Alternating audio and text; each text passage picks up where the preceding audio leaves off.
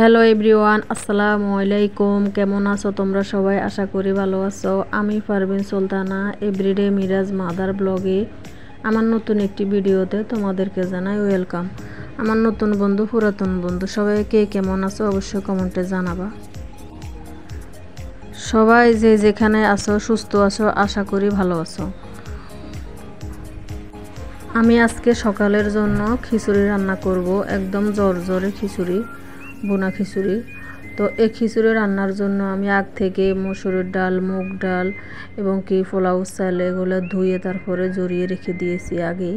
তারপরে চুলার উপরে আমি একটা কড়াই বসিয়ে দিয়েছি, পরিমাণ মতো দিলাম সাদা তেল, তারপরে দিয়ে দিলাম পেঁয়াজ কুচি যখন ভাজা হয়ে গিয়েছে তখন আমি দিয়ে দিলাম আদা রসুন বাটা, লবণ, হলুদের গুঁড়া, এগুলো দিয়ে যে আমি আগ থেকে জড়িয়ে রাখা যে রাইসগুলো রেখেছি খিচুড়ি রান্না করার জন্য 2 পদ ডাল মিলিয়ে ওগুলা ধুয়ে জড়িয়ে নেওয়ার পর আমি এখন যখন পেঁয়াজ ভাজা মশলা ভাজা হয়ে গিয়েছে আমি দিয়ে দিলাম চালগুলা ঢেলে। তো এখন এই যে হলুদের গুঁড়া আবার দিয়ে দিলাম, হলুদ গুঁড়া একটু কম মনে হইতেছে। আবার খিচুড়ির মধ্যে বেশি হলুদের গুঁড়া ভালো লাগে না, হালকা হালকা হলেই ভালো লাগে। তো মনে হইতেছিল আর একটু লাগবে, তো আর একটু হলুদ গুঁড়া দিয়ে দিলাম এই আর কি। তো এখানে দিয়ে দিলাম আমি জিরার গুঁড়া, টালা জিরার গুঁড়ো একটু পরে দিয়েছি, আগে দিলে ভালো লাগবে না, তেলের মধ্যে দিলে পুড়ে যাবে, তাই চাল ভাজার সময় আমি দিয়ে দিয়েছি। চালগুলো ভালো করে ভাজাও হয়ে গিয়েছে। আমি অপর চুলায় বসিয়ে দিয়েছি একদম 1 পাতিল পানি পরিমাণ মতো। আমি খিচুড়ির মধ্যে এই এখন চাল ভাজার পরে পানিগুলো দিয়ে দিতেছি, যতগুলো পানি দেওয়ার প্রয়োজন মনে হয় অতটুকু পানি আমি দিয়ে দিব। আমি এই যে দিয়েও দিয়েছি।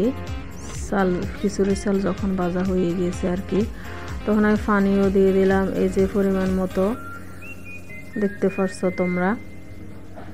তা আমারও ভিডিওর শুরু থেকে যারা এই পর্যন্ত আসো সবাইকে অসংখ্য অসংখ্য ধন্যবাদ। যদি ভাইও আপুরা একটা লাইক দিতে ভুলে গেছো তোমরা, তাহলে অবশ্যই একটা লাইক দিয়ে দিবা, কারণ একটা ভিডিও যদি আমি বানাই বা আপনিও বানিয়ে থাকেন তাহলে একটা লাইক তো অবশ্যই প্রয়োজন। আমি আপনার ভিডিও দেখলে লাইক দিব, আপনি আমার ভিডিও দেখলে লাইক দিব, এটাই তো নিয়ম। কারণ আমরা সবাই একই পথের যাত্রী, তো আমরা এক একজনকে যদি এগিয়ে যাওয়ার জন্য যদি সাহায্য না করি তাহলে আমরা এগিয়ে কিভাবে যাব। হয়তো আপনি এই পথের যাত্রী 2 দিন আগ থেকে শুরু করেছেন যা হাঁটা, আমি 2 দিন পর থেকে হাঁটা শুরু করে দিয়েছি।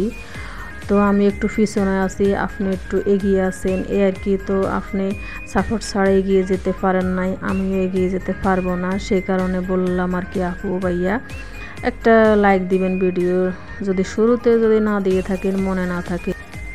তা আমি খিচুড়ি বসিয়ে দিয়েছি চুলার উপরে পরিমাণ মতো পানি দিয়ে। এই ফাঁকে আমি সকালে যে ওষুধটা খেতে হয় খালি পেটে ওটাও খেয়ে নিয়েছি। এই ওষুধটা আমার প্রতিদিন সকালে খেতে হয়। আমার নামাজ পড়ে তারপরে খিচুড়িটা বসাতে ফাঁকের ঘরে গিয়েছি, তারপরে আমি ওষুধটা খেতে এখন এসেছি আর কি খিচুড়ি বসার পরে।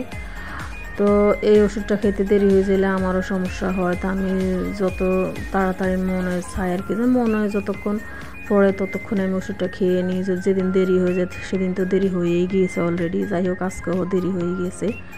তো আমি এই যে আবার এই ফাঁকের ঘরে আসলাম একটু নাড়াচাড়া দিতে, খিচুড়ি নাড়াচাড়া দিয়ে আবার একটু দমে বসিয়ে রাখবো, একদম ঝরঝরা খিচুড়ি রান্না করবো আজকে। তো ভাইও আপুরে আপনি আমার কথা কাজে কোনো মনোকষ্ট নেবেন না, যদিও নিয়ে থাকেন অবশ্য ক্ষমা সুন্দর দৃষ্টিতে দেখবেন, আপনার ছোটো বোন মনে করে।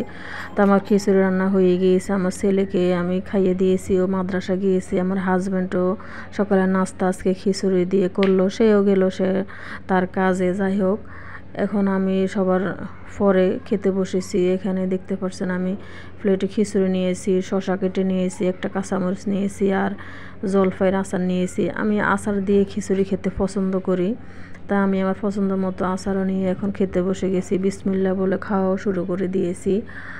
আপু ভাইয়ারা আপনারা সবাই কেমন আছেন? এখন তো বন্যার পরিস্থিতি একটু মোটামুটি ভালো হয়েছে। আমার গ্রামের বাড়ির আগে তো বলেছি আমার ঘরের অবস্থা খারাপ, ঘরে পানি হালকা হালকা ঢুকেছে, পুরো ঢুকে না কিন্তু উঠানেও একদম পানি ভরা ছিল। ঘরের আশপাশের যা জিনিসপত্র ছিল ওগুলো নষ্ট হয়ে গিয়েছে, ঘরের বিটা মাটি ফাঁকা ছিল না, কাঁচামাটি আর কি। তো ওই যে ফিড়েগুলো ভেঙে পড়ে গেছে, বেশি ভালো লাগে না, টেনশন হইতেছে। এগুলো কবে যে আবার ঠিক করব, ঠিক করতে তো সময় লাগবে, টাকার প্রয়োজন আছে। যাই হোক, আল্লাহ যেদিন আশা পূরণ করবে সেই দিনে হবে আর কি। এখন বললো তার হবে না, আমি তো এখন ঢাকায় আছি, দেখি কি করা যায়। তা আমার নাস্তা খাওয়া হয়ে গিয়েছে। এখন টেবিলের উপরে যেগুলো থাকে টুকিটাকি, এগুলো আমি একটু ভালো মতো ক্লিন করে নিতেছি। নাস্তা খাওয়ার পরে টেবিলটা একটু ক্লিন করে নেওয়াই লাগে। অনেক ভালো হয়েছে। আমার ছেলেও আজকে খিচুড়ি খেতে যখন বসছিল তখন বলছিল, আম্মু আজকে খিচুড়িটা অনেক জোরজোরা হয়েছে, আমারও পছন্দ হয়েছে। যাই হোক, এরকম জোরজোরা করে আপনারা হয়তো মাঝে মাঝে খান, ভালোই লাগে যারা খেয়ে থাকেন।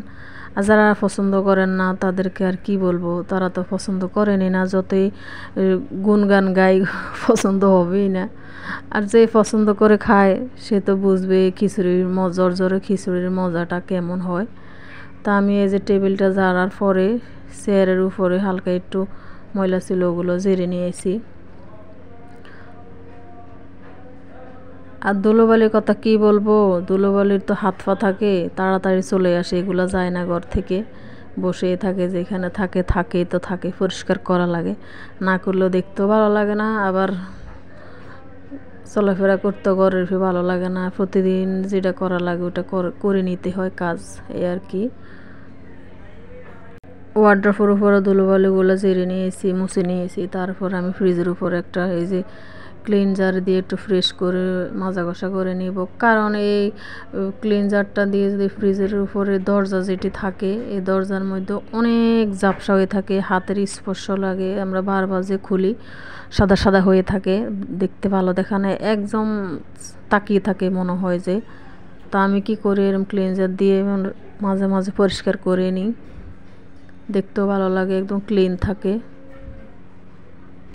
কথা বলতে বলতে ভাইও আপুরা ভিডিওর শেষ প্রান্তে চলে এসেছি। আপনারা যে যেখানে থাকেন অবশ্যই ভালো থাকবেন, সুস্থ থাকবেন, আশেপাশের মানুষগুলো ভালো রাখার চেষ্টা করবেন। আর আমার ভিডিওতে যারা এখনও লাইক দেন নাই, বারবারে বলতেছি, আপু ভাইয়া একটা লাইক দিবেন, ভিডিওটা কন্টিনিউ করবেন। ভিডিওটা কন্টিনিউ করা একদম জরুরি, কারণ ওয়াচ টাইমের অবস্থা খুবই খারাপ। আপু ভাইয়া আপনারা যারা ইউটিউবিং করেন তারা তো জানেনই কত দরকারি ওয়াচ টাইম, সবারই প্রয়োজন।